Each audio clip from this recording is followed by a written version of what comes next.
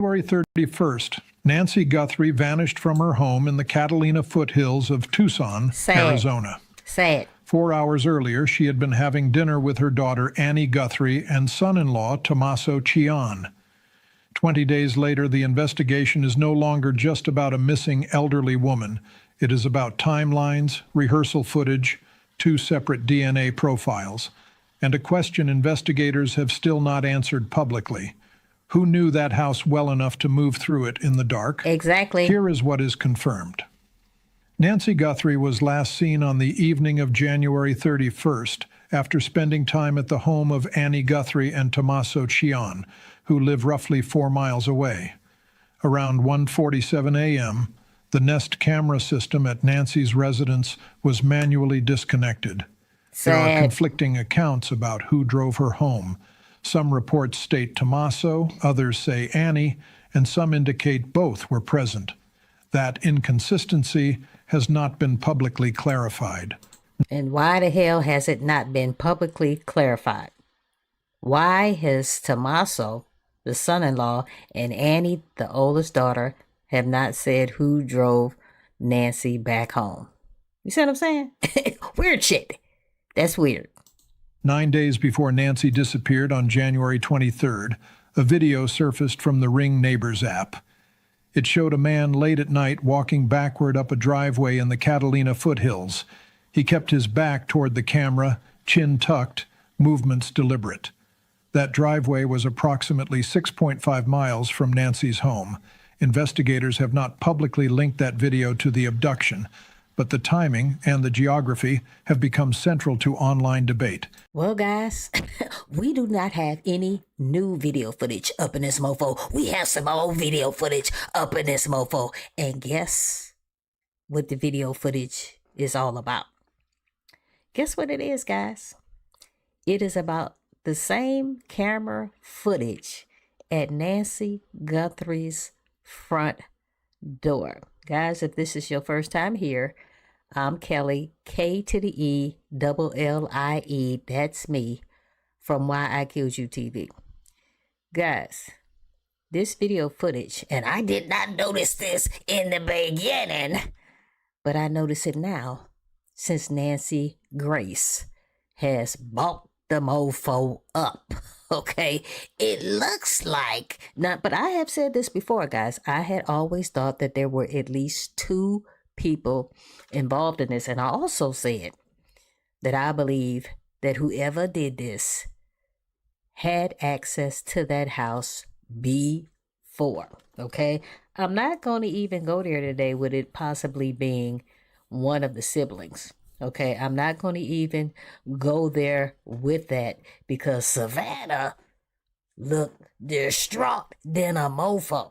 Okay, but I did say yesterday, guys, before I even saw the increase in the reward letter, I did see that she had increased it to $1 million, but I had already said that before. Savannah, you are a rich lady. Your mother is missing. She has heart problems. I'm sure she's on a blood thinner. I'm sure she's on a diuretic, guys. And I have to put allegedly because I am not trying to get sued. Okay, guys. The views in my videos are my views, my opinions. Take them or leave them. Do whatever you want to do with it. Okay, guys. My videos are not for kids. They are for adults. The opinions expressed in my videos are for adults. No kiddos. Everybody that I talk about in my videos, guys, they are presumed innocent until they mofo behinds are found guilty. Okay, my videos are for educational purposes only. Guys, right below here, guys, right below my mic, you will have my contact information, and you can go ahead and like, comment, share, and subscribe to this particular video and this particular YouTube channel. I would greatly appreciate it. And if you can find it in your mofo heart to give me a donation, I would greatly appreciate it. But if you ain't got it, guess what? You ain't got it. I'll get it from you later. I will get it from you later. Now, before we go any further, some of you gonna say, why is she sitting up here laughing and smiling and Nancy is missing? You know what? I'm not laughing and smiling about Nancy being missing by no means. I think this shit is crazy than a mofo. What happened to her? I am sitting up here laughing and smiling about the mofo who did it, who think you're gonna get away with it. Nah, I'm gonna tell you this right now. Speculation had it. There's a great possibility we might not be finding Nancy Guthrie anytime soon. That's what speculation has it. Okay? But it don't make no difference. How can you sleep at night knowing that you did what you did to Nancy Guthrie? And guys, I'm not sitting up here saying she's unalive or whatever the case may be. I am praying that she is still with us. But the longer this goes on, guys, we're on day 25, headed to day 26 up in this camp. The longer she is not seen, there's no proof of life given to her family, the likelihood that Nancy is not with us is great. And that's sad than a mofo, because she's 84 freaking years old. She was living her life, minding her damn business, and two clowns, I'm believing it's two, came along and kidnapped her. And for what reason? Okay, everybody is saying, oh, it was a burglary gone wrong. Okay, if it was a burglary gone wrong, okay, why did you kidnap her? You didn't take nothing but the little old lady. That is weird than a mofo. That is weird than a mofo, guys. So please save your emails if you think that I am sitting up here making fun of Nancy Guthrie, because, guys, I am not. Nancy could have been my mama. She's a little older than my mama, but Nancy could have been my mama, and my heart goes out to the family. It goes out to the family. Now, some of you going to say, if it goes out to the family, why do you have tape on the mouths of Tommaso, who's the son-in-law, and Nancy's oldest daughter, Annie? If your heart goes out, why is that the case? Mind your business. Guys, my whole thing in a nutshell, I cannot understand why Tommaso, who is the son-in-law, first of all, why is he like the power of attorney? He is the power of attorney. That is weird to me. Okay. Speculation had it that there was and I had to do the fingers, guys, that there was a great possibility that Tommaso might have been involved in the kidnapping of Nancy Guthrie, because evidently him and Annie were in some type of debt. Speculation had it. Okay. Allegedly. We do not know if this is true.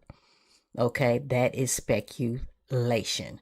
For the life of me, Nancy Guthrie went to a dinner get-together over her oldest daughter, Annie's home, with Tommaso and I believe a couple of other family members, but that has not been confirmed. And evidently after the party was over, Tommaso took his mother-in-law back home. She only lived 11 minutes away from Tommaso and Annie. Okay, she made it to that house. She did. And the reason why I know she made it to that house, because of the device that connects to her pacemaker clicked on when she went to that house, to her house, shall I say. She went in through the garage because that's what she felt comfortable doing. And I do the same thing. She didn't want to go through that security door. And that's the same thing that happens in my house. I don't want to go through the security door, even though I have a security door inside of my garage. And I'm sure Nancy had one too. It's just quicker, guys. And that's what she did. It took her 2 minutes to get in that garage, get in her house, and then that garage door shut. After that, we are not really sure what happened to Nancy. The reason why I have tape on the mouths of Tommaso, who is the son-in-law, and Annie, who's the oldest daughter, is because why are they not speaking about the final days, or shall I say the final day that was spent with their mother / AKA mother-in-law, Nancy Guthrie? This shit is weird. This shit is weird. And evidently Nancy Grace is now saying that there's a great possibility that there were two mofos at the front of Nancy Guthrie's home fumbling around like two fumbling idiots. One had what appears to be a flashlight device in between his teeth, and the other one looks like he had his cell phone. Okay, I have always said, and I'm going to continue on saying, I believe it was an inside job. I really do, because who breaks into a home and you do not know where all of her cameras are? However, you smashed all of her cameras. Do you think Nancy's going to sit up there and say, oh, I have a camera right there. I got one over there. There's one in the kitchen. Hey, baby, there's one in the living room. No, she's not going to do that. So you're not going to take that risk.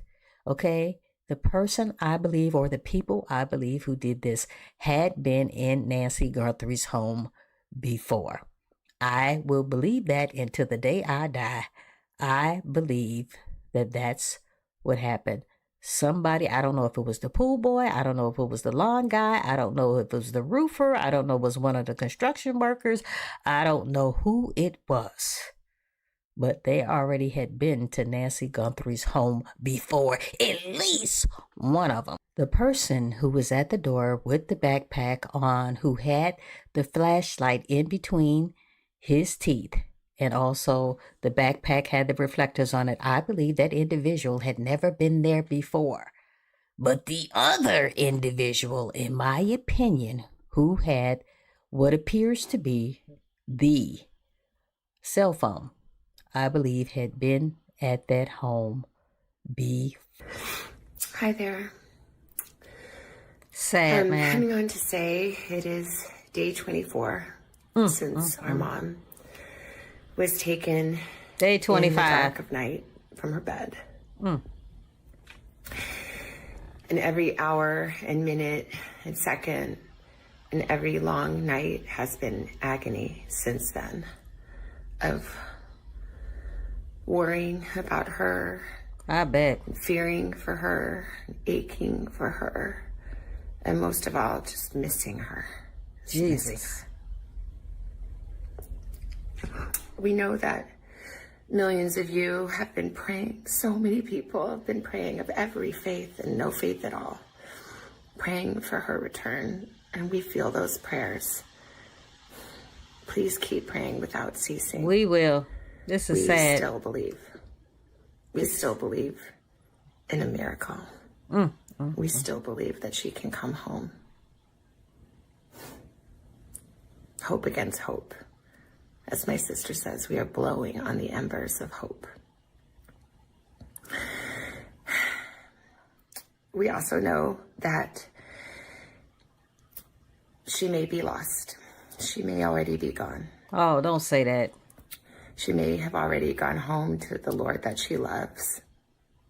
And is dancing in heaven. Ooh, that gotta be with hard. her mom and her dad, and with her beloved brother Pierce, and with our daddy. And if this is what is to be, then we will accept it. But we need to know where she is. Please, y'all, tell We them. need her to come home. Yes. For that reason, we are offering a family reward of up to $1 million. Boom. That's what I said yesterday. That's what I said yesterday. I think one of their biggest mistakes was to not have a serious reward. They started off at $50,000, but evidently that came from donations from other people, and then it went to $100,000, and then it went to $200,000. But the family now has come forth, and they're giving $1 million. I believe if we would have started off with that $1 million, we probably would have Miss Nancy back today. Jesus. I really hate that. I really hate that. I really hate that for this family. For any information that leads us to her recovery. Sad. All of the information about this reward and the details is in the caption below. You can call the 1-800-TIP line. You can be anonymous if you want. Heartbreaking. Someone out there knows something Oh, y'all know. that can bring her home. You know. Don't play. Somebody knows. You We are know. begging you to please come forward now. Po, We Savannah. also know that we are not alone in our loss. We know there are millions of families that have suffered with this kind of uncertainty. And for that reason today, we also are donating $500,000 to the National Center for Missing and Exploited Children. Boom. You see what I'm saying? That's the type of person she is. She up here looking for her mama, and she donating to another cause. You see what I'm saying? I don't know. People were saying that there was a great possibility that Savannah was doing this for ratings, and it did sound a little peculiar up in this camp. Because they said, evidently, when she went on medical leave, that the ratings for the Today Show went up drastically, and that Savannah wasn't feeling that. And people were saying that it was a great possibility. Maybe she kidnapped her own mother. Maybe she kidnapped her own mother in order to increase her ratings so she can go back to the Today Show. Okay? And guys, I was thinking the same thing. I'm thinking, oh, Lord, did Savannah kidnap her own mama? That shit is weird. But guys, now that I see how distraught she is, I don't believe that she could do anything this cray-cray. This is weird. She is sitting up here, her and her family is sitting up here suffering, and she still donates to another cause. Man, that speaks volumes like a mofo. For their work in helping families who are coping with loss. Man, that's the and bomb. Actively looking That's to the those who are bomb. lost. We are hoping that the attention that has been given to our mom and our family will extend to all the families like ours who are in need and Wow. need prayers. That's need amazing. support. That is amazing. So please, if you hear this message, if you've been waiting and you haven't been sure, let this be your sign. So please come forward, tell what you know, and Wow. help us bring our beloved mom home. Bring her back. So that we can either celebrate a glorious, miraculous homecoming or celebrate the beautiful, brave, and courageous and noble life that she has lived. Please be the light in the dark. Thank you. Whoa, that's sad. After watching Savannah, it's really hard to go forward. And You know what? Nancy Grace can get ignorant like a mofo. But I guess because Savannah is her friend, she's getting a little choked up in this camp. But she could get ignorant. She could really get ignorant. Come on, let's watch this shit and see what's going on. analyzing facts and evidence as What? we know them tonight. Nancy, really? Her heartbreak and her composure This is sad, y'all. is overwhelming. It is day 24. 25, y'all. Savannah Guthrie's mother, Nancy Guthrie, missing. Damn, look at Nancy Grace. I've prosecuted, investigated, and tried Sad. a lot of cases, more than I can even count. I've covered 100 times that many, and I've never seen anything like it. Good evening. I'm Nancy Grace. This is Crime Stories. I want to thank you for being with us. Damn, she she popped in and out of character quick than a mofo. Good evening, this is Nancy Grace. You know what I'm saying? I don't know about all these tears, Nancy. I'm not sure about this girlfriend.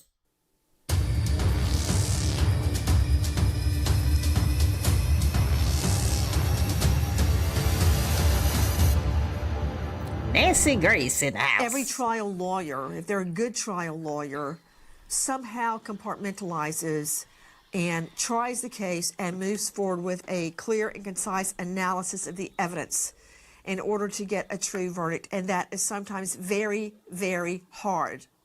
I want to analyze what we're hearing from Savannah herself before I go on to the evidence that we're learning about tonight. Break it down. Number one, straight out to Dr. Bethany Marshall joining us, renowned psychoanalyst out of the LA jurisdiction.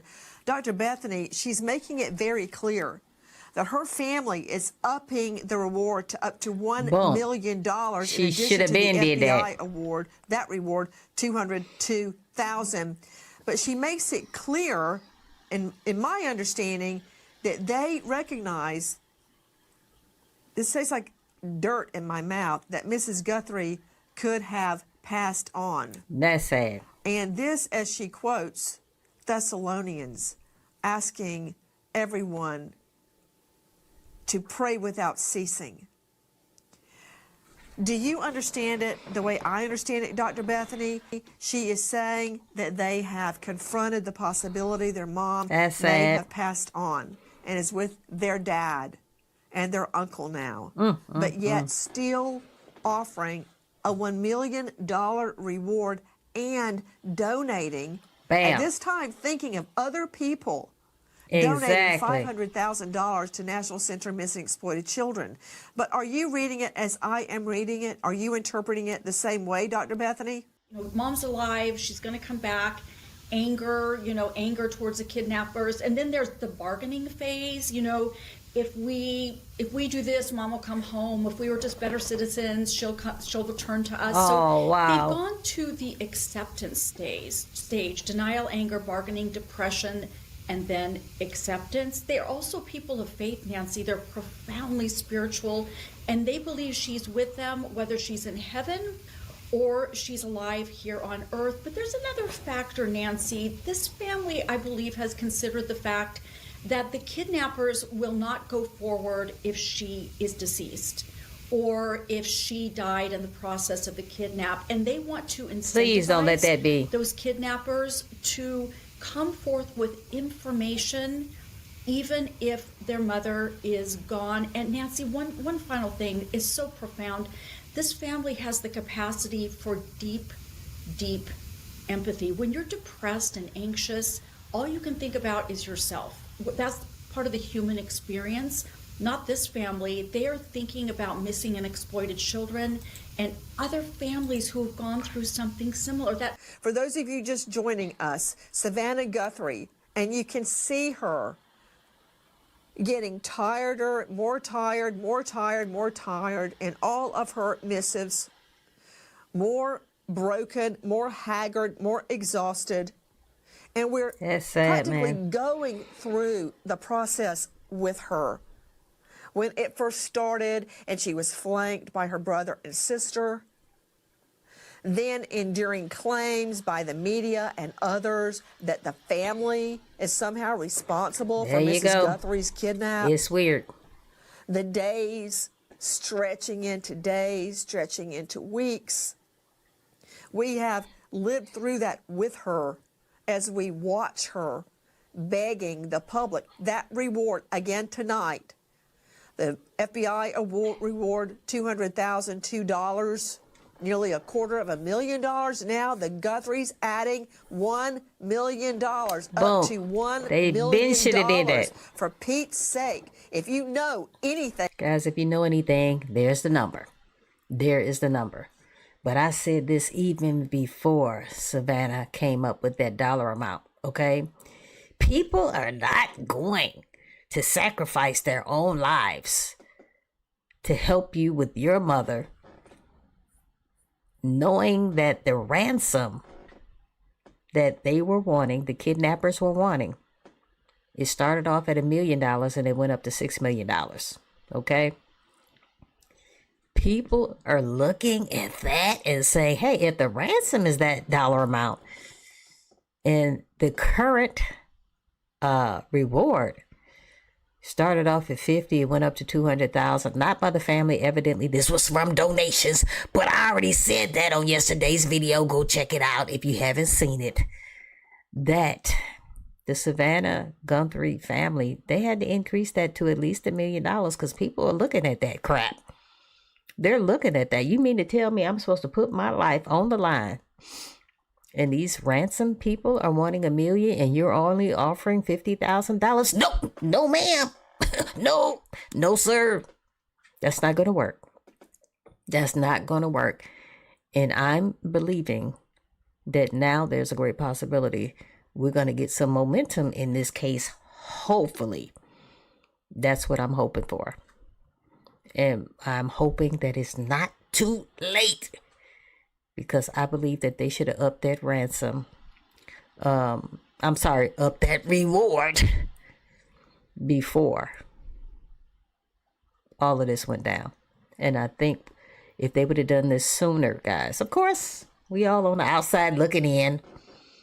Hindsight is 2020, whatever the saying is.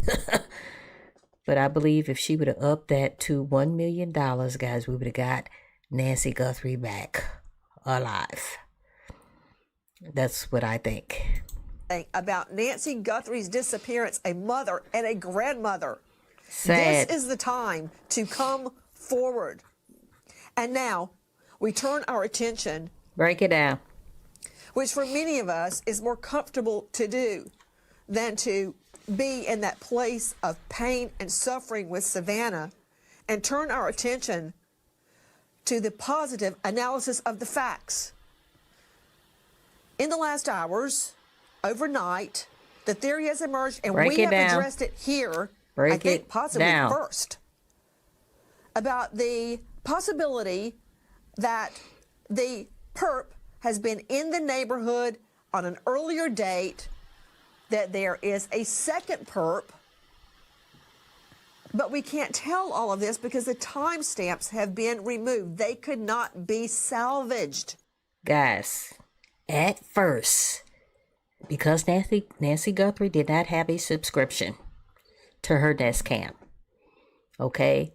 And then evidently the FBI did some digging and they managed to find this video footage from her Nest Cam. Even though she didn't have a subscription, somehow, guys, they dug it up and got it out the damn cloud, whatever the case may be. Okay? They got it. Okay? The whole thing in a nutshell. Now, Nancy Grace is trying to say, looking at these two images, everybody in the beginning thought that it was the same person, that he took his backpack off. Now everybody is starting to believe, listening to Nancy Grace, that these are two separate individuals dressed alike, but one does not have a backpack on. The gentleman to the right, if you're looking at this video, to the right, furthest in the distance, this is the one that they are believing that was holding the cell phone, while the gentleman that has the reflectors on with the flashlight in his mouth, this individual was the one fumbling around at the door. Okay, I have said this just a little bit ago, that I believe the one that was holding the cell phone, okay, I believe he has been there before. This was not his first rodeo at Nancy's home. This is my belief. And the main reason why I believe that, these people lived on acres and acres of land in the middle of the dark. Nobody is going to go there and try to either burglarize the house or kidnap somebody from the house in the middle of the dark if you have never been there before. I kid you not, there's not one freaking street light in that neighborhood, because they pride themselves on it being very dark, so at night they could see the stars. That's what that neighborhood was all about. And as you can see, that shit backfired like a mofo. And now Nancy Guthrie is missing. When Google went through the scratching process, trying to, out of literally trillions of data points, find Nancy Guthrie's door cam and resurrect it, like Lazarus, for Pete's sake, resurrect it from the dead. That's what they did. So we could see the perp. Okay, straight out to Crime Stories, investigative reporter Dave Mack with the latest. What's the theory? I understand that part of the working theory is that this perp, the door guy, the porch guy, was in the neighborhood casing Nancy Guthrie's home before the night of the kidnap. Okay, Interesting. explain that analysis to me. Explain what we think. All right, Nancy, the reason that thought process is being brought up is because we have two very different photos of what appears to be the same person. In the one, we have him with his backpack on and the holster hanging down in front. That's where this alleged kidnapper is standing right in front of the Nest camera. Okay, break it down. The weeds on it. But then we also have this other photo that is in a similar looking size and shape of the Nest camera guy at the door. There you go. But he doesn't have the backpack and he doesn't have the holster. This is something that our team had separated early on, and it's like everybody now is just catching up. But we've been talking about this for over a week now, and yet there is no timestamp. Okay, before we begin patting ourselves on the back, I think the FBI and Google were a little bit ahead of us, Dave Mack. But I want to analyze the two photos. Put them side by side, please, because a working theory now, are these photos on the same date? Are they different dates? And the significance is, did the perp approach the home of Nancy Guthrie on a previous date to case it? What do you guys think? What do you guys think? Is this the same person or two different people or the same night or two separate nights? Or what do you guys think? Now, look on the right. What clues do we see? Obviously, number one, he's not wearing a backpack. He is not wearing his holster. He appears to be wearing the same pants and jacket, the same ski mask, but notice on the right, the rocks on the ground are in a different configuration. We know Nancy Guthrie had a yard person. Were those rocks removed? Were they somehow repositioned? And he is there on a different date. The lighting is different in the peculiar. background. We see lights from apparently another home across the street. It's peculiar, guys.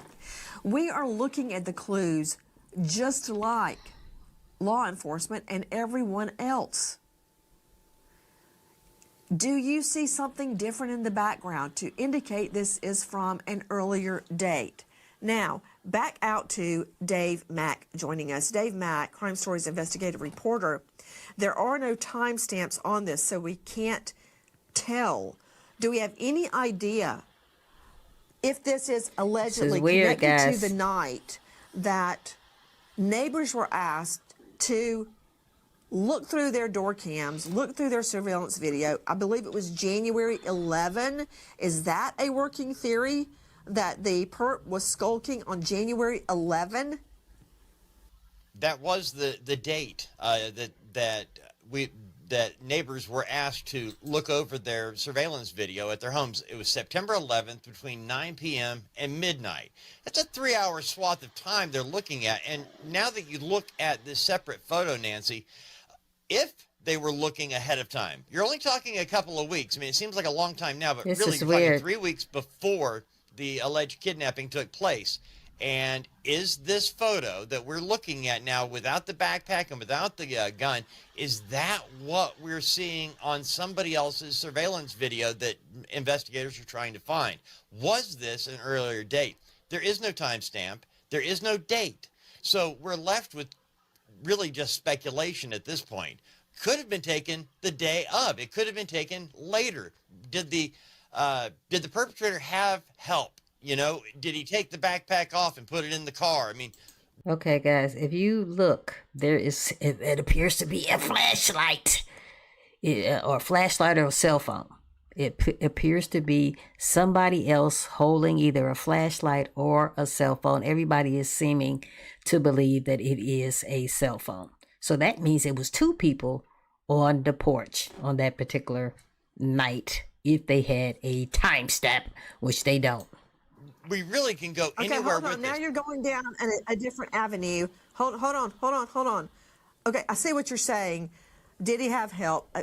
if this was on different dates, that opens up the evidence in a major way. Straight out to Scott Eicher joining us, digital forensics expert, former homicide with Norfolk, Virginia PD, 12 years, founding member of the FBI Cellular Analysis Survey team.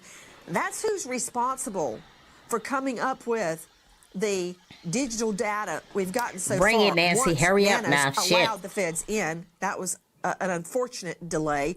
But not only that, Eicher contacted Cast about using the Bluetooth Blue Fly technology to try and find Nancy Guthrie's pacemaker. It started on a helicopter, it moved to a drone, and that went on for some time. Come on now. Scott, contacted them with that Take your suggestion. time, but hurry up. Scott, why were the Take your date time, and but hurry timestamps up. removed from this video? Because if they weren't, we That's would know a weird. lot more tonight. It would be great if we had the date timestamps on the video, but you got to remember the Guthrie family did not have a subscription to Nest. And in doing so, that data was not sent to their phones with a date and timestamp. So it was basically sent from the camera to the cloud, and then Cast was able to talk to Google, which we have a relationship in the past with dealing with other stuff, and had them kind of dig into, to scrape all that data to try to get down to these videos that we are seeing. Problem is, there's no dates and timestamps on them. So there is a lot of speculation on when these two different camera shots were made. And we know that the sheriff has said, don't make any speculations about this at this point in time. So wait, please, before we start dragging Nanos into this and all of his observations, could you tell me, in regular people talk, Eicher, She about to get crunk. were the date and timestamps scratched off in the process of reviving this video, or were they never there? I don't know for sure. I suspect that the camera is connected to Wi-Fi. The Wi-Fi information is immediately sent to the cloud via the internet, and then it's logged in and then sent to the subscriber if they had a subscription. Somewhere in that aspect where they didn't have a subscription, it didn't get a date and time. So thus we can't be specific on when those cameras were activated. So you're thinking it never had a date and time stamped on it, not that it was lost in the scratching process. That's actually neither here nor there. I was just curious because you're the first person to explain the scratching process about when things are, video is taped over. It's like peeling away paint. You scratch, and if you're trying to get to level 4 and you're on 5. Anyway, guys, this shit is weird. It is weird. It is weird. So, like I said before, guys, I have always thought there was two people. Always thought nobody's going to do this kind of crap in the middle of the night on acres of land by your damn self. And you've never been out there before.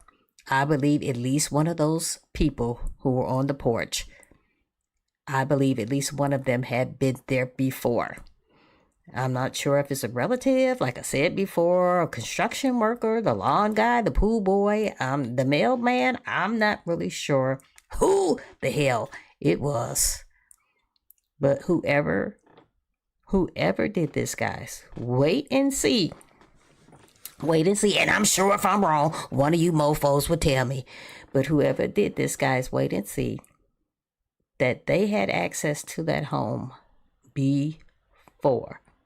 They did. They've been there before. You're not just going to go to a strange home and start smashing mofo cameras, and you don't know how many cameras an individual has. That's not reality. And if you did do that, you went to a strange house, you didn't know how many cameras they had, you didn't know how to enter, you didn't know how to exit, you didn't know whether or not they had a security alarm was going to go off, whatever the case may be. If you did that, guess what? You on idiot mode. You on idiot mode. You on the slow bus for sure. I know that for a fact, if that's what you did. Okay, guys, make sure you like, comment, share, and subscribe to this particular video and this particular YouTube channel. I would greatly appreciate it.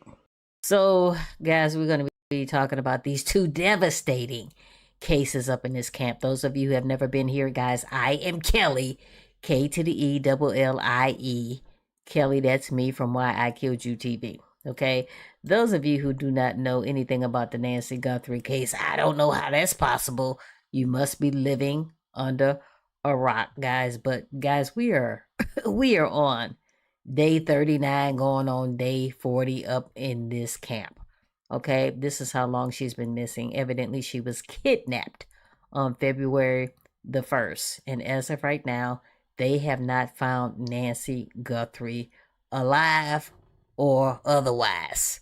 Okay, so they are still looking for her. Evidently, FBI is saying that this is not a cold case, that they are still actively looking for Nancy Guthrie. And another thing, they went back to Nancy Guthrie's neighborhood because evidently there was some type of computer glitch or internet glitch.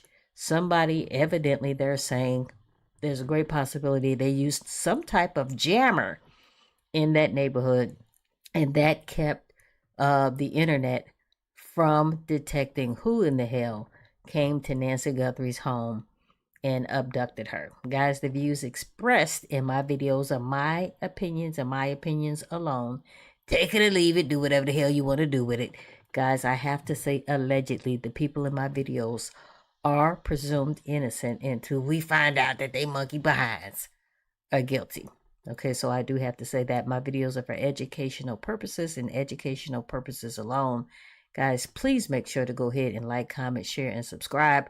We are on the road to 4,500 subscribers up in this mofo.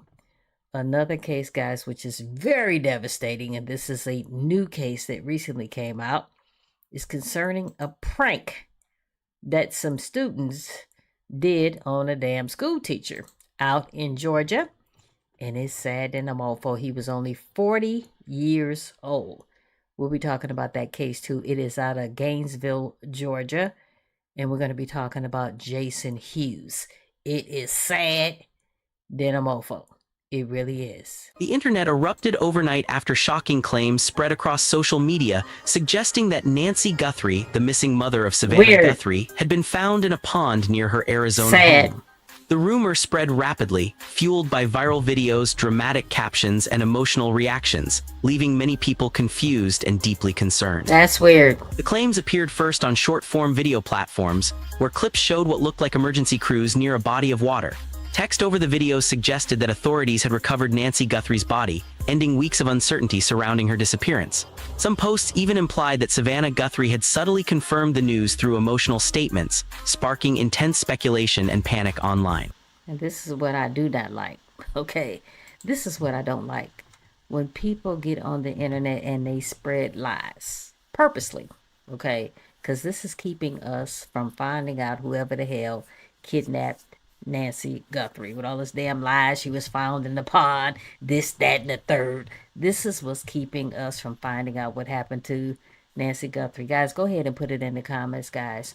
And make sure you like, comment, share, and subscribe to this particular video on this particular YouTube channel. I would greatly appreciate it. Guys, these type of lies is why it is taking so long to figure out what happened to Nancy Guthrie. Okay, this is the type of shit I do not like. This shit is weird and unnecessary. Within hours, the videos had amassed thousands of views, comment sections filled with messages of grief, anger, and disbelief. Many users shared the clips without verification, assuming the information was real because of the high-profile nature of the case. But as quickly as the rumor spread, law enforcement moved to shut it down. Good. Officials from the Pima County Sheriff's Department publicly denied the claims. They stated clearly that no body matching Nancy Guthrie's description had been found in any pond, and that the footage circulating online did not come from their jurisdiction. The sheriff's office emphasized that the officers shown in the viral clips were not part of their department, and that the videos were being taken completely out of context. Authorities stressed that the investigation into Nancy Guthrie's disappearance remains active and ongoing. They warned that spreading unverified information can interfere with real investigative work and cause unnecessary distress to the family. According to law enforcement, there has been no official confirmation of Nancy being found, alive, or deceased in any location. Despite my whole thing in a nutshell, guys. My whole thing in a nutshell, it's just so many rumors going on with this case. Okay. Every day we get some new information, and by the end of the freaking day, this shit turns out to be nothing. Okay.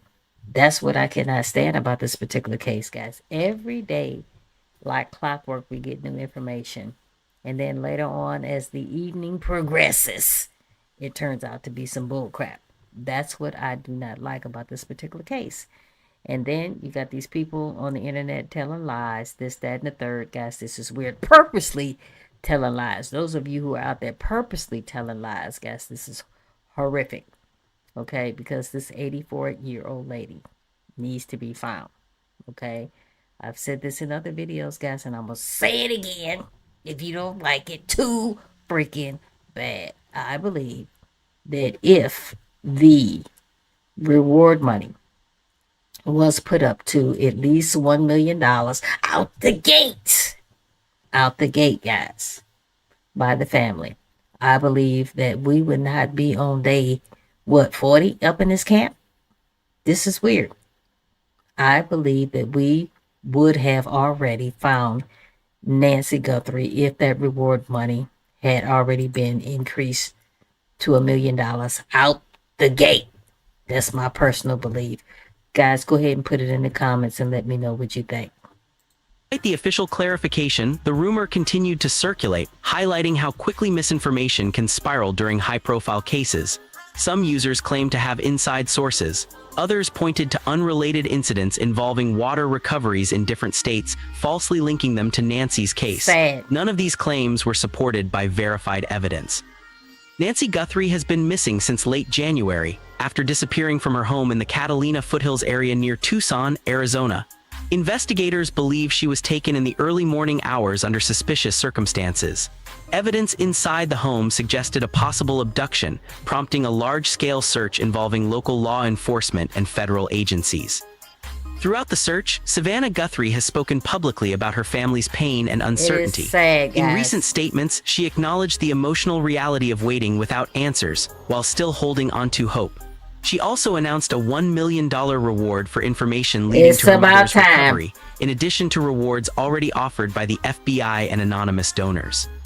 Some online users misinterpreted Savannah's emotional words, twisting them into supposed confirmation of the pond rumor. However, no such confirmation was ever given. Her statements focused on hope, faith, and the need for answers, not on any discovery. Law enforcement officials have repeatedly urged the public to rely only on verified updates released through official channels. They explained that dramatic rumors often emerge when cases stretch on without resolution. Stop but those telling rumors lies. rarely reflect reality. In this case, officials reiterated that Nancy Guthrie's whereabouts remain unknown and the search has not ended. The Sheriff's Department also reminded the public that false claims can deeply harm families already suffering. True that. They asked people to pause before sharing content and to consider the real human impact behind viral headlines. As of now, the claim that Nancy Guthrie was found in a pond has been debunked by authorities. Thank you. The videos circulating online are not connected to her case, and no recovery matching those claims has occurred. Investigators continue to follow credible leads, analyze evidence, and work toward bringing clarity to the situation. The intense reaction online reflects both the public's concern and the dangers of misinformation in the digital age. In cases involving missing persons, especially those tied to public figures, rumors can spread faster than facts. True that. Officials stress that patience, caution, and verified information are essential. The FBI asked neighbors for security footage from January 11th. Not February.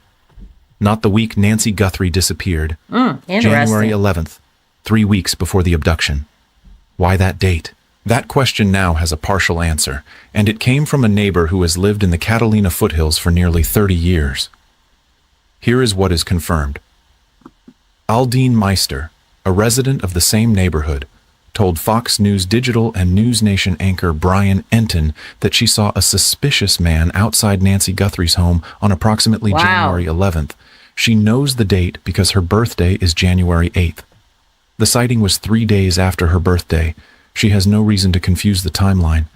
The FBI has since asked neighbors for security footage specifically from that date, confirming that January 11th is an active investigative target, not a peripheral detail. The FBI does not request footage from specific dates without a specific reason.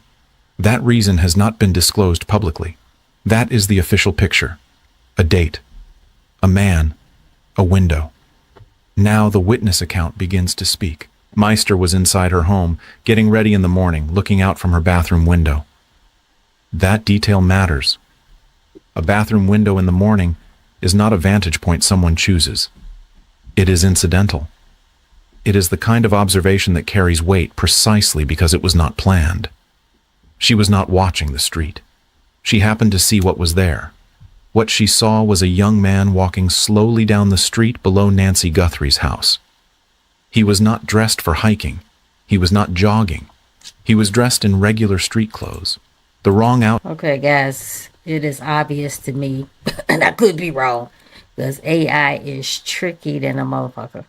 Anyway, I'm thinking this might be AI. Okay, at first I'm thinking, okay, this guy act like he's real, but then again, I don't know, guys. But anyway, Evidence HQ. I do appreciate the content, but I think you might be AI. Anyway, I'm not really sure if there's any truth to the fact that the FBI and the Popo wanted information concerning the 11th. Okay? Not really sure, guys. Put it in the comments, guys, if you know anything about this, because this is the first time I ever heard of it. This is weird. Outfit for the Catalina foothills, where people walking in the morning are typically in athletic wear. His hat was pulled low. He was hunched. He was moving slowly. And he was looking at Nancy Guthrie's house. Really? Not past it. At it.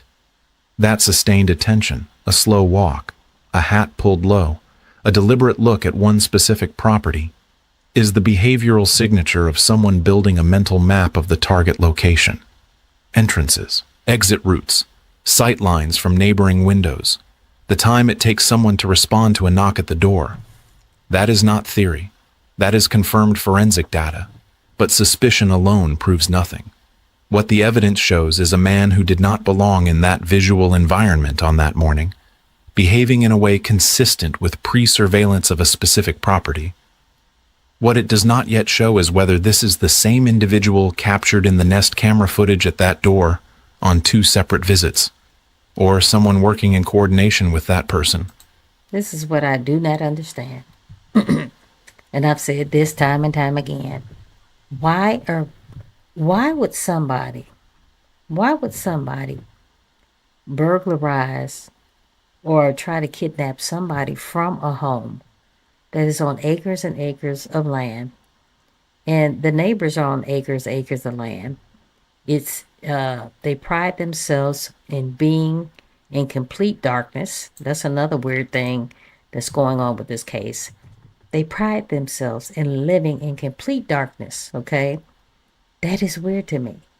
And so somebody, you mean to tell me, goes out there without a vehicle and they kidnap or try to burglarize the house, and maybe they change their freaking mind, and then it turns out to be a kidnapping and you had never been there before?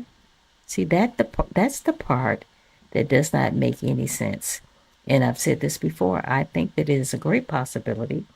And I have to say, I got to put the fingers up, guys. I think it's a great possibility that the Popo might have, I don't know, guys. I'm not really sure if Tommaso is involved in this or not. But no strange person is going to go to somebody's house in the middle of the night. They're on acres and acres of land. That is weird. That's not reality. That's not how life works. People want to be a little more familiar with the property that they're trying to burglarize, or with the property they're trying to get upon and kidnap somebody out of.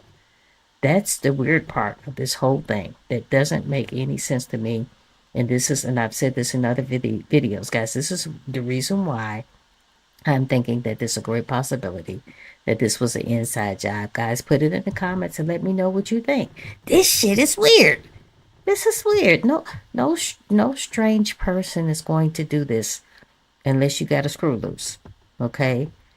No strange person is going to do this. A strange person who had never been there before, smashing cameras and stealing old ladies. That's not what people who have a little sense do. That's weird. Gone is the theory that no one saw anything. Gone is the assumption that this neighborhood was unobserved before February 1st.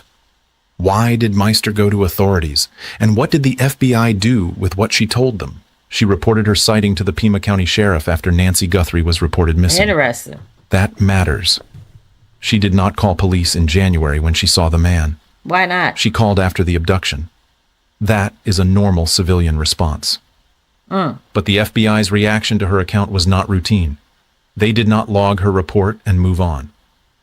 They identified a specific date, January 11th, and began requesting security camera footage from multiple neighbors for that morning.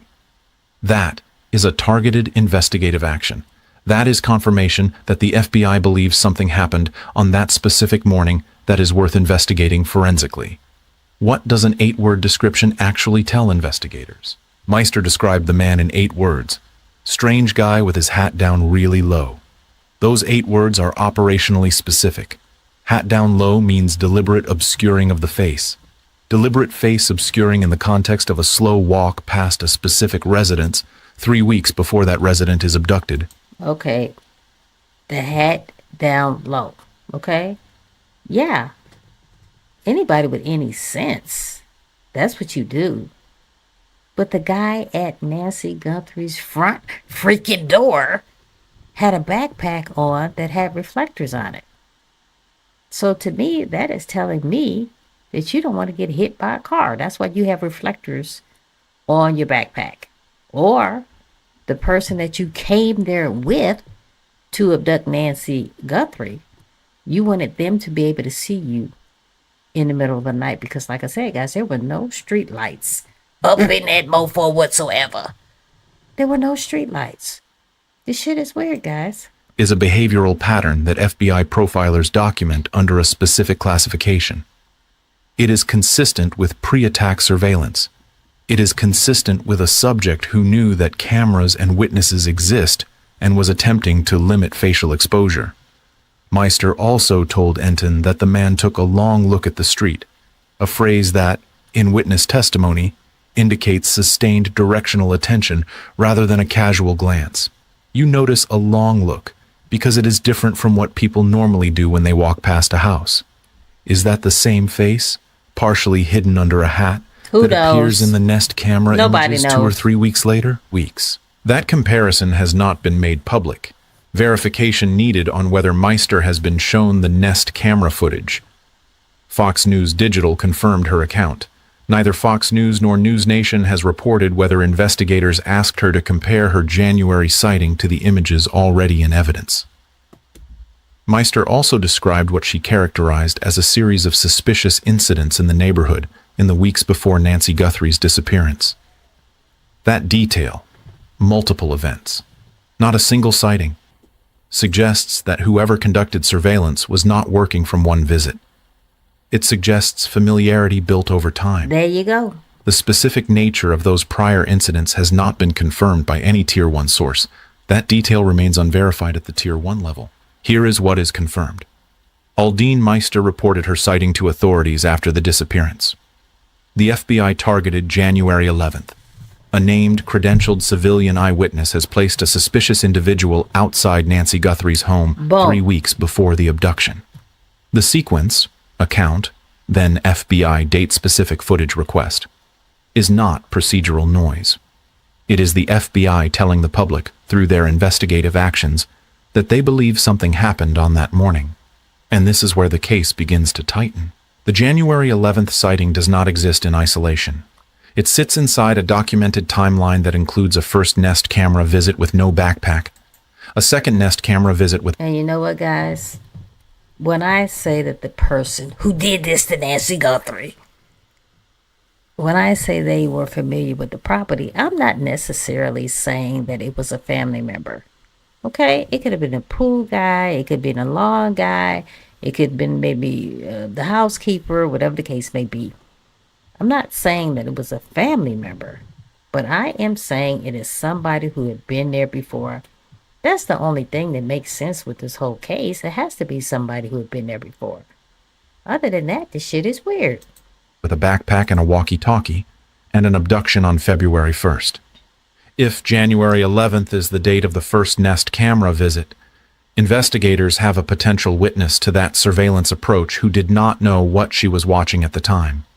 If January 11th precedes both Nest camera visits, it expands the reconnaissance window further, placing a suspicious individual in that neighborhood even earlier than the footage already confirms. In either case, the reconnaissance footprint is larger than the Nest footage alone suggested. One camera, one door. That was the documented perimeter of pre-attack surveillance until Aldine Meister spoke to Brian Enton. Which scenario does the FBI currently believe? That answer has not been confirmed publicly. Verification needed on whether January 11th corresponds to either of the two Nest camera dates already in evidence. The FBI has the footage. The FBI has Meister's account. Whether those two pieces of evidence describe the same morning has not been officially confirmed by any official source. Here is what is confirmed. Day 38 of the Nancy Guthrie investigation. A named eyewitness has placed a suspicious man outside that home 3 weeks before the abduction. The FBI has actively targeted that specific date for neighborhood footage collection.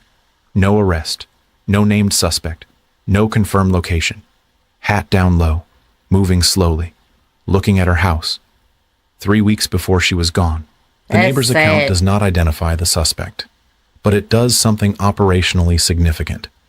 It extends the documented timeline of pre-attack surveillance.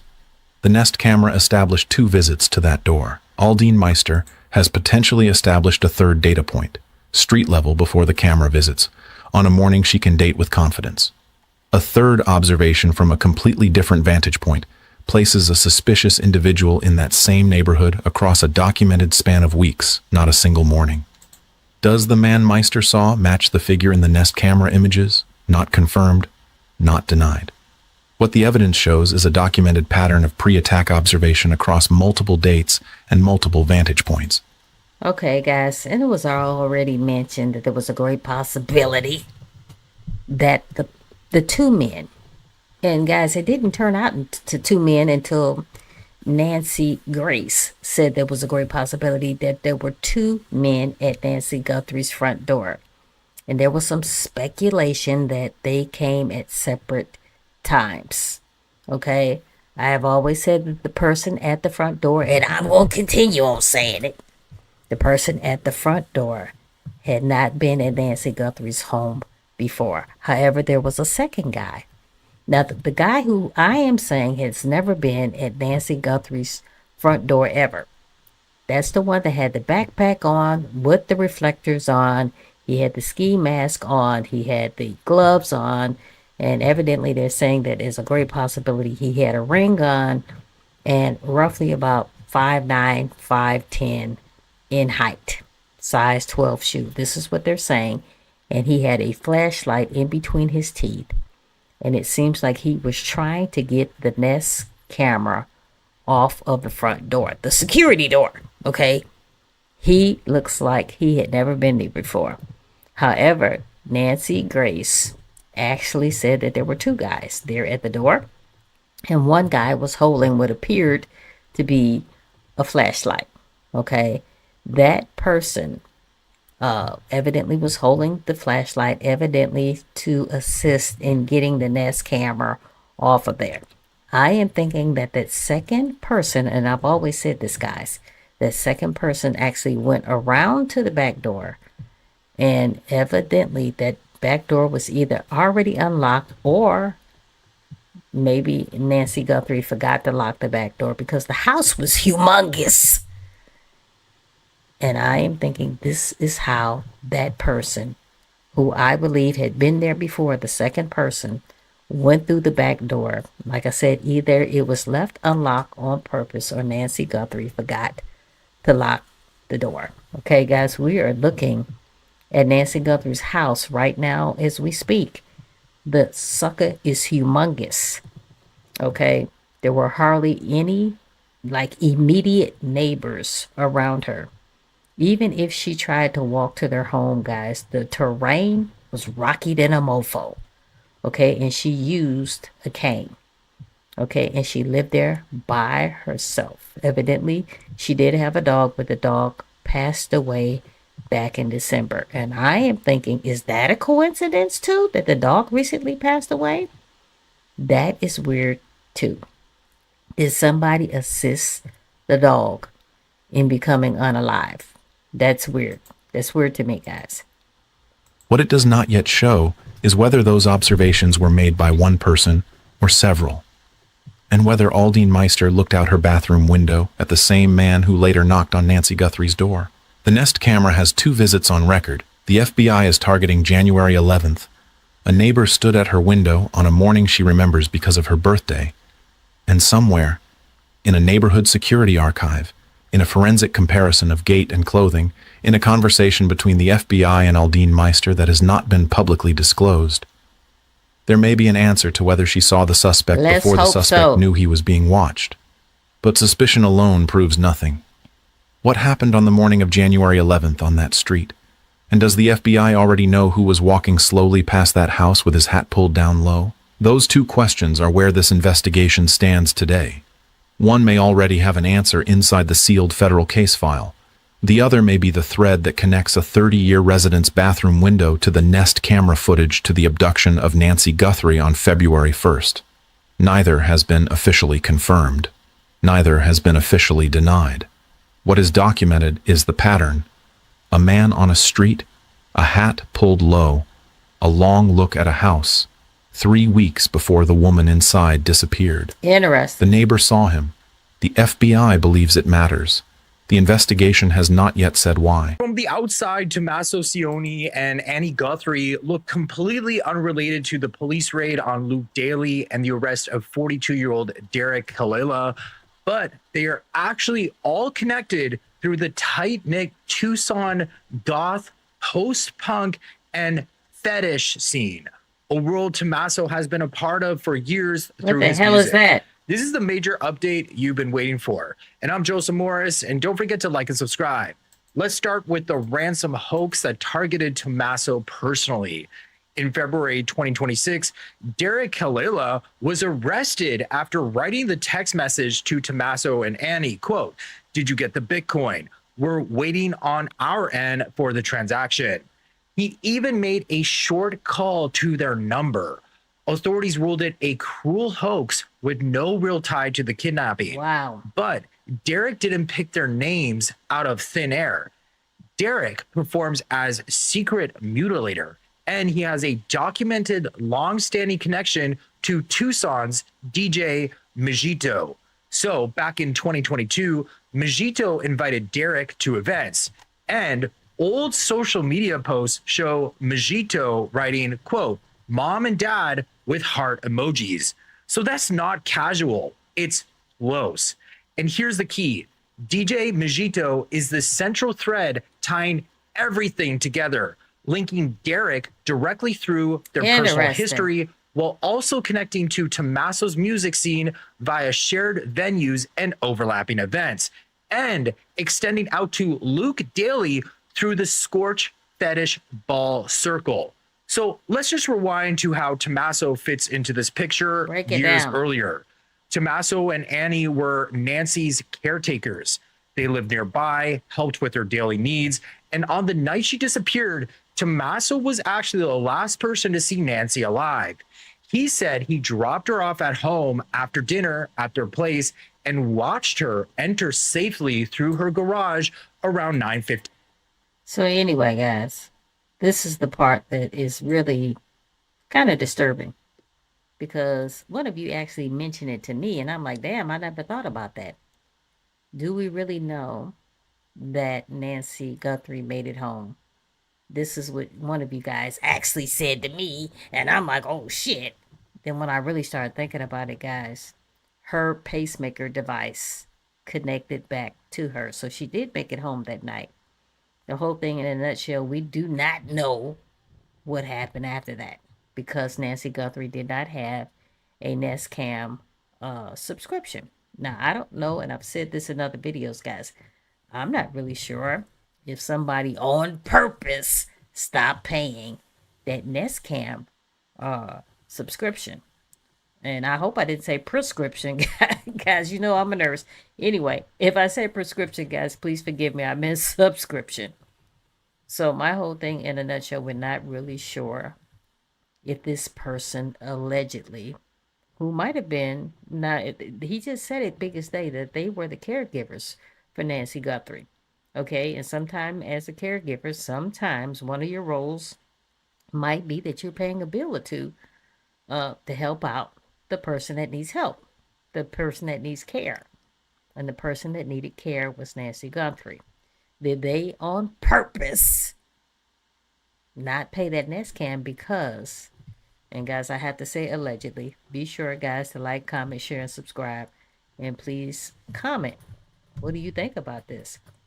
So was that subscription on purpose overlooked because they knew that they were going to come back and possibly kidnap Nancy Guthrie? I have said this in video at the mofo video. Why in thy hell was Nancy Guthrie living out there in the middle of nowhere? Okay, 3,700 plus square feet of home. Terrain was rocky than a mofo, and she was living out there with no active subscription on her rent cap. Guys, this is weird as hell to me. p.m. on January 31st. So what should have been a quiet evening turned into the start of a nightmare. In 2017, Tommaso's band Early Black played at the Flycatcher, a gritty venue in Tucson's goth and post-punk scene. Just a couple weeks earlier, DJ Mojito headlined the Ritual Witches Ball at the exact same venue. So in a local scene this tight, maybe 200 or 300 regulars, close bookings like that often mean shared friends, shared nights, and shared conversations. Boom. Tommaso and Mojito were orbiting the same stages and the same world for years. And as it turns out, DJ Mojito co-runs Scorched Fetish Ball, Tucson's underground fetish event featuring flesh hook suspensions, extreme piercings, and dark themes. So just imagine the atmosphere there. Performers dangling from actual... They're getting weird in a mofo now. They're getting weird in a mofo. So evidently they are into like your body being suspended by your skin. I guess some type of piercing or whatever the case may be. Guys, if I'm wrong, I've been wrong before. Go ahead and comment. But that's what the hell it sounds like to me. The shit is weird. I don't get off on this type of weird shit, guys. So all I can do is guess what the hell they talking about. But it sounds weird and freaky than a mofo. A fetish ball. This is crazy. Metal hooks piercing their skin. There you go. Blood slowly dripping down their bodies while they hang suspended for the crowd. Skin stretched to the absolute limit in ways that would make your stomach turn. All set to pounding dark music and unholy themes of damnation and sacrifice that fill the room with an intensity you can feel in your chest. Local piercer Kayla Day appears in crowd photos and videos from Scorched, often right near Mojito while he's DJing. Kayla was arrested the day before. So, guys, the FBI and the Popo, well, shall I say, the FBI has not cleared all of the family members, okay? But the Popo has cleared all of the family members. But, guys, they really have not mentioned whether or not they have cleared Tommaso's monkey behind, okay? Allegedly, guys, I gotta say allegedly. So this shit is weird. This is weird. And Tommaso and his wife are like school teachers. So they are engaging in this kind of type of freaky shit, guys. This shit is weird. Police raided Luke Daly's house on drug charges and weapon charges. Luke Daly was arrested in a raid related to Nancy Guthrie's case. And Luke has a very distinctive facial piercing, the exact same extreme style Kayla specializes in, the kind that goes way beyond a simple stud and into territory most people would never touch. Then there's Kiki, the true crime streamer. Weeks after Nancy vanished, she and her boyfriend showed up at Nancy's driveway in full fetish gear. tiny shorts That's that left weird. little to the imagination, boots, crop top, and filmed a professional photo shoot right next to the memorial. Crowd photos from Scorched are full of people dressed almost identically, creating that eerie visual match that keeps coming up in every discussion. And in this photo in particular, people actually think they can see Kiki and her boyfriend at the Scorched Music Fetish Ball. What do you make of these overlaps? First of all, guys, why in thy hell, and I've said this in other videos, were those people, even the freaking YouTubers, okay, why were they allowed to be there contaminating the whole damn crime scene? Why were they allowed to be right there, posted right there at Nancy Guthrie's driveway? That is weird as shit to me. To me, they contaminated the whole damn crime scene, if you ask me. Okay? Now you got these two weirdos down there at her driveway taking all these pictures and videos and all this, that, and the third, guys. The shit is weird. Okay? I've said this before, guys. If I were in charge of that crime scene, guys, I would have locked that shit down. Okay? Nobody would have been allowed to come down that street, come past her house, unless you freaking lived there. Okay? None of that ordering pizzas and shit and potato chips and sodas and all this kind of stuff, guys. All of that shit was weird as hell to me. I do not know why they went on. That is weird. Drop your thoughts in the comments. So this isn't the first time fetish communities or tight-knit networks of friends have hidden darker crimes or pulled off coordinated acts that seemed impossible at first glance. One of the clearest examples of why fetish communities can sometimes become a draw for violent individuals is Toronto serial killer Bruce McArthur. That's weird. McArthur specifically targeted and found his victims inside the BDSM community, using fetish sites like Recon to connect with other people who were into consensual bondage, dominance, and pain play. He presented himself as a safe, experienced dominant These people partner, are weird, offering private sessions. But the reason this environment became such an effective hunting ground for him is precisely because BDSM inherently blends sex with controlled violence. For a genuine sadist who crosses the line into actual murder, those elements are already built in. Partners are often tied up, gagged, or immobilized, trusting that the pain will stop at a safe word. Someone like McArthur could exploit that very setup perfectly. He could escalate the violence under the pretense of pushing boundaries or scene play, leaving his victims helpless and unable to fight back. It was the ideal cover, letting him kill at least 8 people over several years before he was caught. Now, I'm trying not to kink shame here. Consenting adults deserve privacy and safe spaces, but the pattern shows up sometimes. When sex and violence already go hand in hand by design, like in BDSM communities, it can attract or enable those who want the violence without the consent. So just look at the 2018 murder of Nancy Woodrum, who has surprisingly similarities to this case. The contractor who worked in her home had a documented sexual fetish known as gerontophilia, the primary attraction to older or elderly people, as shown in his Google searches for adult sites featuring older women content and other statements. He used that access to get inside, sexually assault her, and kill her.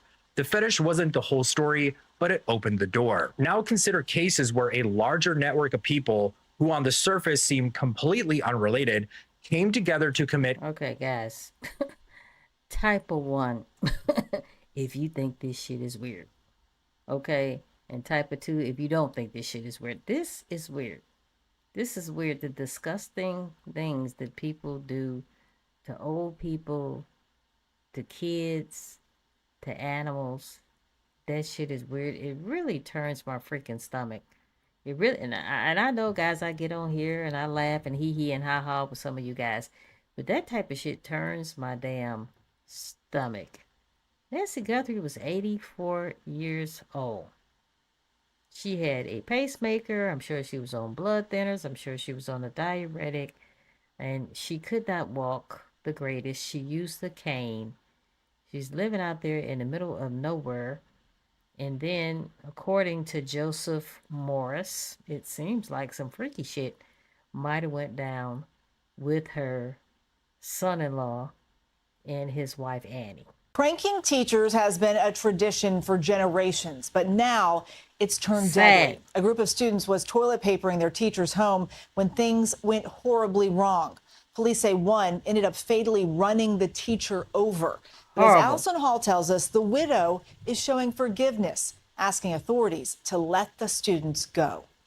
It was supposed to be a good-natured prank. Cops say these students in 2 cars drove to the home of a popular high school math teacher, Jason Hughes, to drape toilet paper around his property.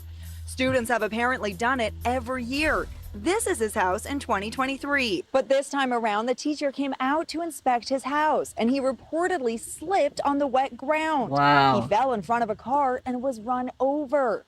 The pranksters didn't drive away. Cops say they stopped and tried to help him until an ambulance arrived. The 40-year-old teacher was pronounced dead at the hospital. Now an 18-year-old student who was said to be driving has been charged with vehicular homicide. 4 other students who were allegedly at the scene face lesser charges. What do you guys think about this? What do you think? It seems like, listening to the teacher, it seems like the teacher was a lot of fun. That's what it seems like, and that's probably why the students actually went to his home, because he was a lot of fun.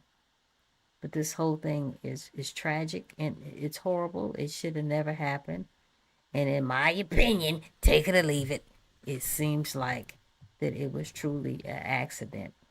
Okay? They should have stayed their behinds at home. But to me, it seems like that it was an accident, guys. Go ahead and put it in the comments, guys. Put it in the comments, and don't forget to like, comment, share, and subscribe. This is really sad.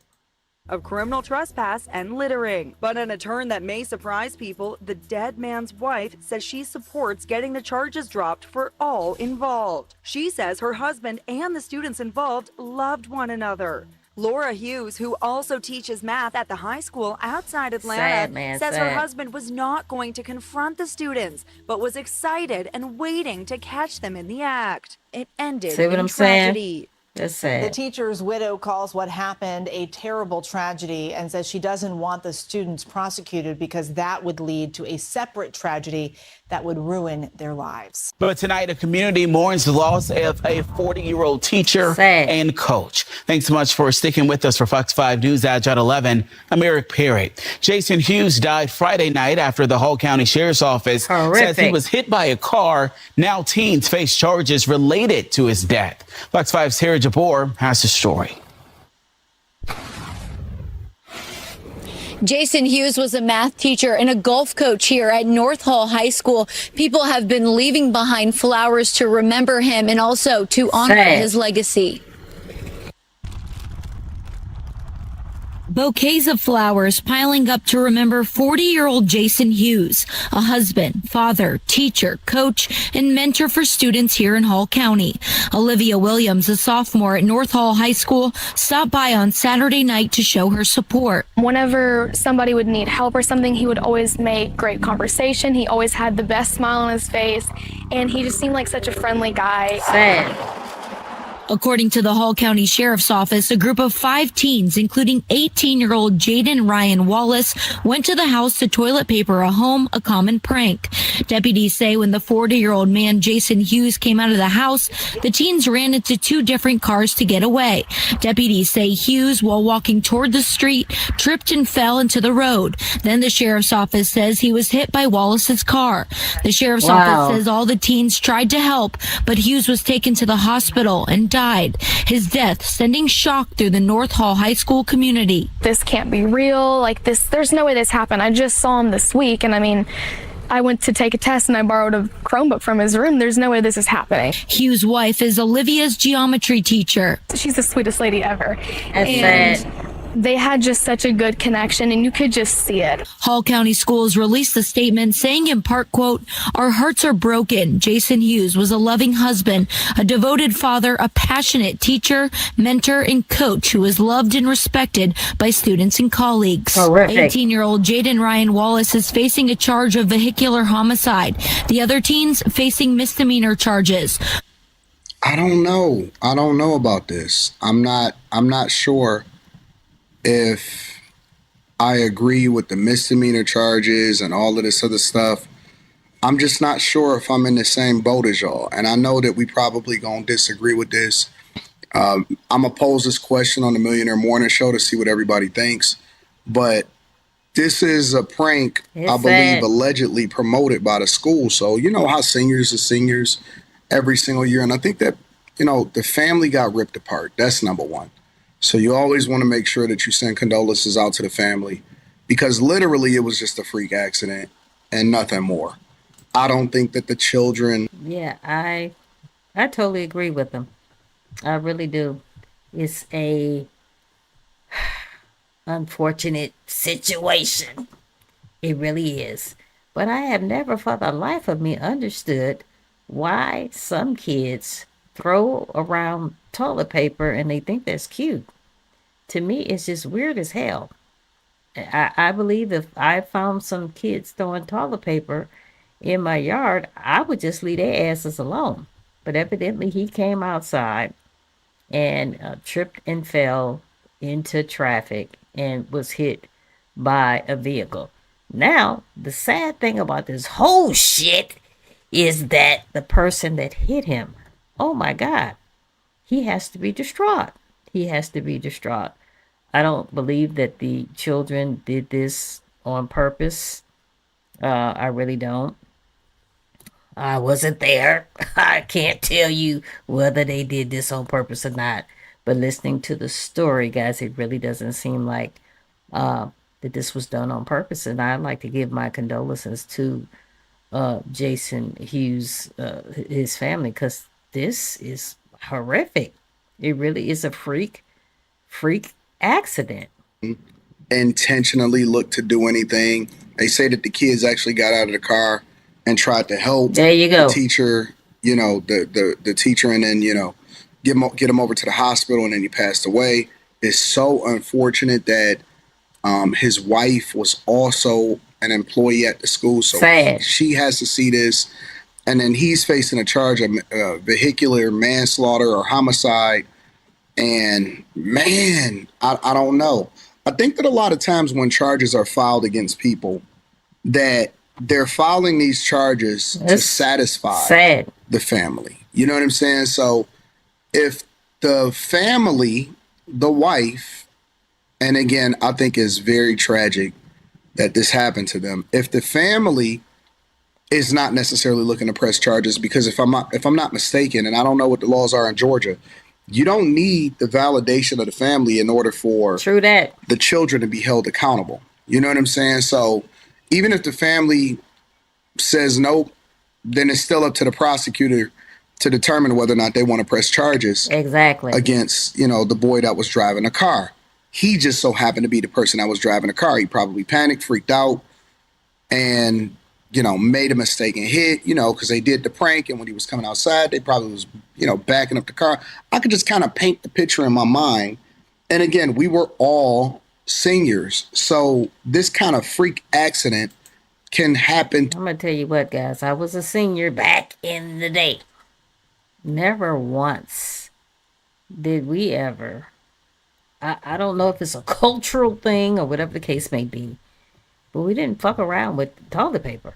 We just did not do that. Okay, we threw some eggs. We might have filled up some water balloons or whatever the case may be. And due to the fact I grew up poor, it wasn't that much egg throwing. I'm going to tell you that right now. But we did fill up some water balloons, and we would throw water balloons. And guys, on occasion, I would live back and forth between New York, Detroit, and Texas. And so in New York, guys, we would have the access to the damn fire hydrant. The police and I'm sorry, not the police, but the fire department would actually turn on the damn fire hydrant. Okay, and we would take like a can that's open on both ends, and we would put it on the water shooting out of the fire hydrant, and we would aim that at people. That's the type of shit we would do, guys. We didn't fuck around with toilet paper. Guys, put it in the comments. Tell me if you ever did that. Now, I've seen kids do that, but for the life of me, I don't. I think it's a cultural thing because I never. I'm not saying it's not happening, but I haven't seen any African American kids fucking around with toilet paper. That's just not what we do, guys. Unless we starting to do that right now, that's just not what we do. And we damn sure ain't fucking around with throwing food all over the damn place because food is hard to come by. You get your ass whooped fucking around with some eggs and this, that, and the third. Now, I have thrown an egg a time or two, but we more of a water type of people. That's the type of shit that we normally do. But this is weird and this is sad. I feel sorry for the family. I really do. And I feel sorry for his wife. To anybody, well, most of us are seniors, right? Most of us actually graduated from high school. But this kind of prank can literally happen to anybody. True that. It is so unfortunate, but I'm trying to figure out what is the lesson here. In anything that I review or in anything that I do in my life, I'm always trying to figure out what's the takeaway here. Is the takeaway that you don't do pranks anymore? I don't think so. Is the takeaway that they should have been more careful? Probably. How can you predict something like It's this? sad. And the kid, in addition to the family being ripped away, the kid's life is going to forever be altered because he's always going to have it on his jacket. He's always going to have his charge. He's always going to have his problem. All of the other kids, they get misdemeanor charges, and I'm pretty sure that they're going to probably get a plea deal in order to testify against the other guy. So they don't want the rest of their life to be ruined. They want to go to college. And they're graduating seniors. They play a prank on the teacher. It's sad. Which seemed, interestingly enough, like a harmless prank. And it translated into this. So it's bad. It's unfortunate.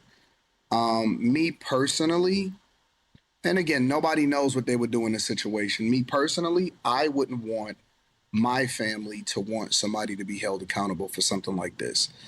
At the same time, I will say this, that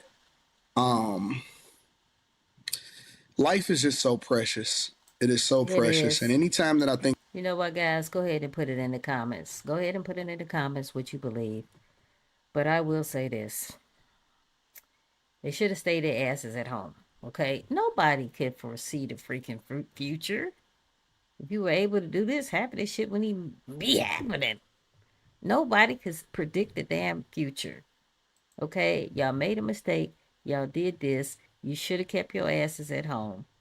You were out there doing some shit that you wasn't supposed to be doing. And guys, do not be emailing me. Tell me she's getting on the prejudice tip again. Oh my God, she's talking about what black people do and what white people do. Guys, don't message me with that shit. Okay? I've told you guys this before. I love all people. I have no issue. I love all people. Black, white, Chinese, whatever, Mexican, whatever you call. I love gay, or straight, you name it. I love all people. But these young kids made a freaking mistake. They should have stayed their damn asses at home. And even though I really don't think that they should be punished to this magnitude, I think some punishment is needed. If y'all would have stayed your asses at home, this shit would never have happened. This man wouldn't have tripped in the street and got run over by a freaking car. Now his whole family, everything is all upside down because what the kids did. Okay? Which is sad. Which is really, really sad. I think that I'm going through something, or anytime that I think that I'm not where I want to be as far as the progress that I want to make in certain aspects of my life, there's always stuff like this in a story to remind me that tomorrow it could be gone. True that. At any point, it could be all over. So we're hearing from sources at NBC that Savannah Guthrie intends to return to work at the Today Show at some point. Now, when that might happen is unclear. Her mom, Nancy, has been missing in Tucson for nearly a month. We last heard from Savannah on Tuesday when she posted a video on social media announcing a $1 million reward from the family for information. And guys, this is what I've been saying. If Savannah Guthrie have made that reward money, at least $1 million out of the gate, we might not be in this predicament as we are right now today. I think she did it a little too soon. I think we a day late and a dollar